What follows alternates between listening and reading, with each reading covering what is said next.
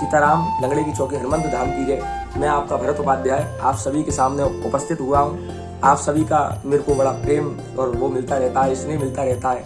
आप सभी लोग मुझे विगत देखते ही रहते हैं, लाइव के माध्यम से कथा, राम कथा, सुंदरकांड की कथा सुनते हैं और आपका बड़ा स्नेह और प्रेम मुझे मिलता है। पर इस समय मैं आप सभी के सामने उपस्थित हुआ हूँ कि आप सभी को शुभकामनाएं देनी है भगवान श्री रामचंद्र जी के अयोध्या आगमन पर।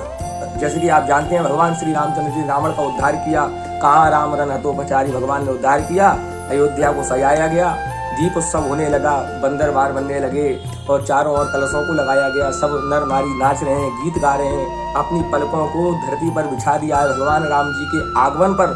और जो सरजू नदी बिल्कुल शांत हो गई थी, उन सरजू नदी में कण कण करके आवाज बहने लगी है कि कैसे कि अवधपुरी प्रभु आवत जानी, भई सकल शोभा की खानी। जो अयोध्यापुरी सुनसान हो गई थी, शोभा की खान होने लगी, फिर से आनंद होने लगा।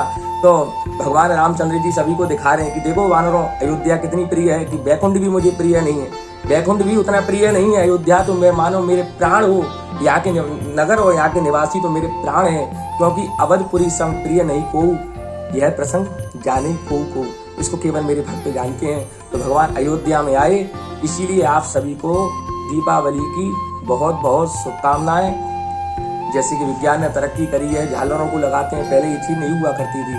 भगवान राम जी आए हैं तो दीपकों से सजाया गया है, मानो रात्रि का मालूम नहीं पड़ रहा है, चारों ओर सूर्य का सब प्रकाश हो रहा है। इसी प्रकार खूब दीपकों सजाइए। आसपास कोई गरीब हो तो उसकी कुटिया में भी उसकी यहाँ भी रोशनी करिए।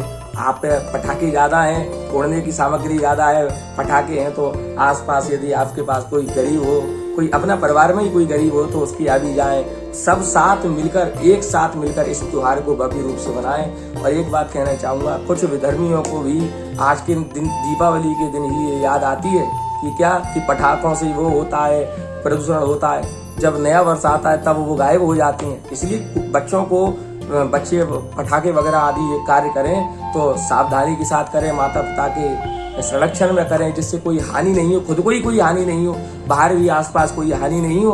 खूब दीपावली के उत्सव एक साथ मिलकर आप सभी इसको बनाएं। एक सूचना और कि ग्रहण पड़ रहा है मंगलवार को, तो ग्रहण के कुछ नियम बताए हैं शास्त्रों ने कि शुद्धिकरण आदि हो जाने के बाद मूर्त प्रतिमा को टच नहीं करना चाहिए। शुद्धिकरण वस्त्रों को भी, जब ग्रहण पूर्ण हो जाए तो वस्त्रों को भी उतार देना चाहिए। भोजन प्रसाद भी तभी उसी के बाद लगाना चाहिए। जब ग्रहण पूर्ण हो जाए 6 सवा 6 बजे जो विधि इसकी बताइए, तो उसके बाद आप सभी विधि पूर्ण रूप से पूजा कर सकते हैं, भगवान को भोग लगा सकते हैं। और लंगड़े की चौकी हनुमान मंदिर भी जो कि आगरा में स्थित है, वो 12 साढ़े 12 बजे रात्रि तक खुलेगा, 6:30 बजे से उसको खुलने का समय रहेगा। तो आप सभी को दीपावली की बहुत बहुत शुभकामनाएं। भगवान के चरित्र तो सबका कल्याण करने वाले हैं, क्योंकि चरित्रम रघुनाथस्य शतकोटि प्रवसिंतरम एकेकम अक्षरम महापुतासु नाशनम। तो आप सभी को मेरा बहुत बहुत प्रणाम। नासे रोग हरे सब पीरा, जपत निरंतर हनुमत वीरा। श्री राम।